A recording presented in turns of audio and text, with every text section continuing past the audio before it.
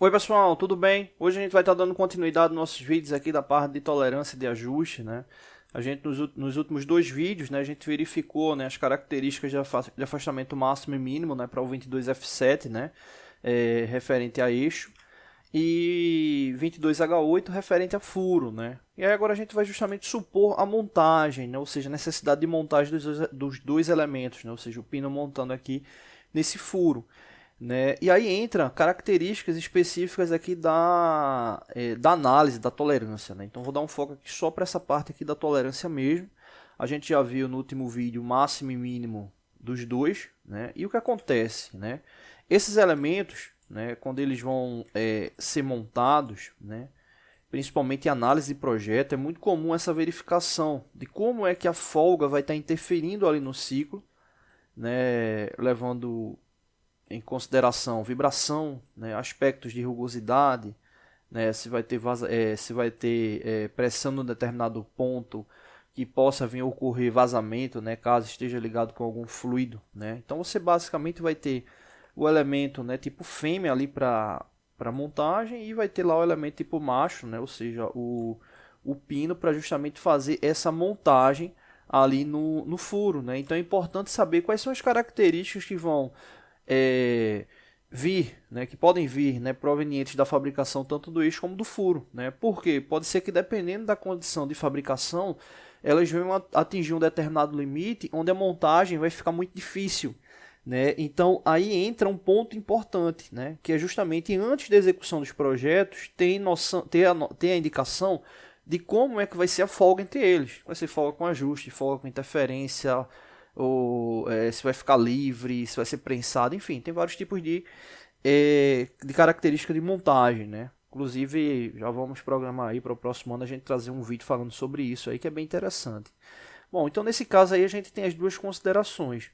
E basicamente o que é que a gente tem que analisar? A folga máxima e a folga mínima da montagem, né? Vamos verificar aqui a folga máxima primeiro, como é que funciona, né? A folga máxima da montagem, ela funciona da seguinte maneira: é justamente a diferença entre o menor valor do eixo e o maior valor do furo, né? Ou seja, é a subtração do maior diâmetro do furo menos o menor diâmetro do eixo. Né?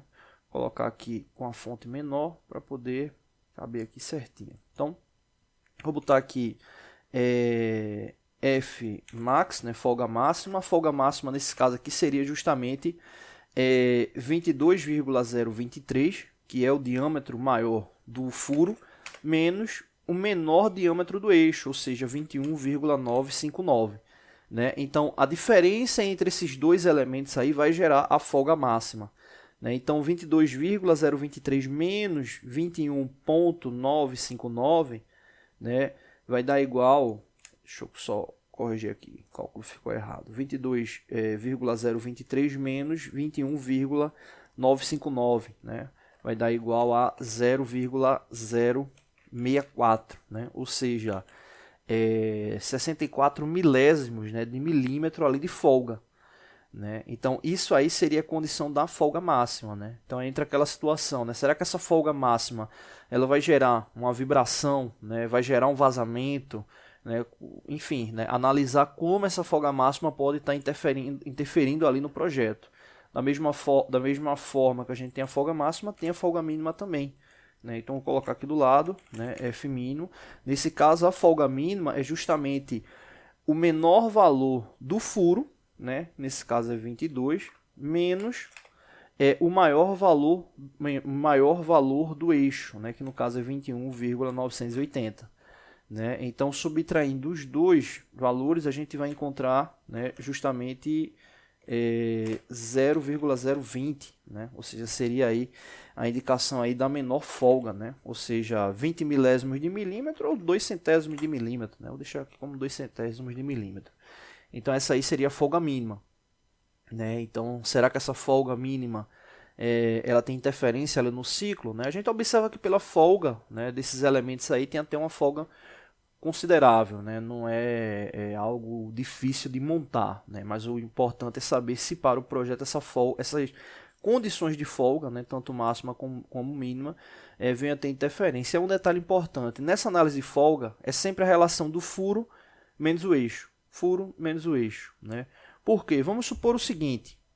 Exemplo, nessa folga mínima que a gente está verificando aqui, que foi a última que a gente verificou, vamos supor que o maior valor do eixo, supondo que o maior valor do eixo fosse 22,002. Ou seja, a gente teria 22 milímetros do furo menos 22,002 do eixo. Ou seja, a gente teria um valor menor do que o outro na subtração. Então isso aí iria gerar uma interferência, ou seja, não haveria folga, né? Haveria ali uma interferência de 2 milésimos de milímetro, né? Ou seja, existe também montagens com interferência onde o diâmetro do eixo é maior do que o diâmetro do furo, né? Então também é uma condição de montagem que normalmente utiliza dilatação térmica ou contração térmica para que venha a ser montado, né, sem ter nenhum dano ali no objeto, tá bom? É isso, não deixe de se inscrever no canal, toda semana tem vídeos novos, valeu!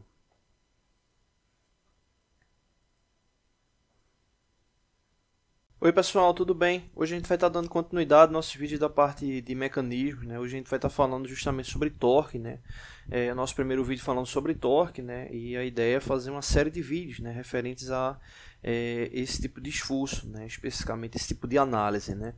O primeiro ponto, né, que torque, né, o momento de uma força, é a tendência que uma força tem de realizar a rotação de um corpo sobre o sentido que é aplicada, né? Ou seja, se a gente for levar em consideração, né, um deslocamento, colocar aqui de um elemento circular, né, e que você tenha de fato, né, uma extensão, vou colocar aqui de verde, uma extensão com base nesse centro, né, e essa extensão ela vem a ser fixada nesse elemento azul e ela vem a receber um esforço, né, nessa alavanca tendendo esse elemento a rotacionar, né. E o que acontece, né? O torque ele tem um detalhe interessante que é a relação do momento, né? Da análise do momento da força, né? Ou do momento que a força é aplicada, né? Por quê? Se você analisar, né, essa primeira força aqui marcada, né, e for analisar forças concorrentes, né, com base nesse mesmo plano, cada uma vai ter uma distância específica do centro, né? Então, na relação de análise do torque, isso aí vai ser um diferencial enorme, porque a relação do torque ela vai ter como base a força e a distância do centro, né? Então, quanto mais próximo do centro, mais força deve ser aplicada para que o elemento, né, que venha a ter essa possibilidade de rotacionar, venha de fato a rotacionar, né? Então, quanto mais distante, menos força a ser aplicada, né, por causa dessa distância, com base justamente no efeito alavanca, né? Então, só para finalizar, né, o torque é um vetor perpendicular ao plano formado pelos vetores força e raio de rotação, né? O vetor torque pode ser calculado por meio do produto vetorial entre a força e a distância, né, que foi justamente o que eu comentei agora. Aqui para ilustrar, né, a gente tem esse exemplo aqui, né, que mostra justamente essa relação, né, do raio, né, com base ao eixo de rotação, né, e a força aplicada nesse elemento que vai ter a tendência a rotacionar, né, e para essa análise, né, a gente tem justamente essa fórmula, né, onde o torque ele vai ser o raio vezes a força vezes o seno, né, que é justamente a formação entre o ângulo entre o R e o F, né, ou seja, entre o raio e a força aplicada, né. Bom, vamos calcular esse exemplo aqui, né, ou vamos responder esse exemplo aqui. Uma força de 80 newtons é aplicada com ângulo de 35 graus em relação a um braço de alavanca de 400 milímetros, fazendo o dispositivo girar no sentido anti-horário, né? Calcula o torque realizado no movimento, né? Então, nesse caso, o que é que vai acontecer, né? Você está com o elemento lá circular, né? E ele vai estar recebendo um esforço, né, aqui no sentido anti-horário, né? E no caso desse esforço, né, vai ter uma relação angular, né, 35 graus, e essa distância, né, do centro do elemento para o limite da alavanca é de 400 milímetros, né, que é o que está aqui indicado, né.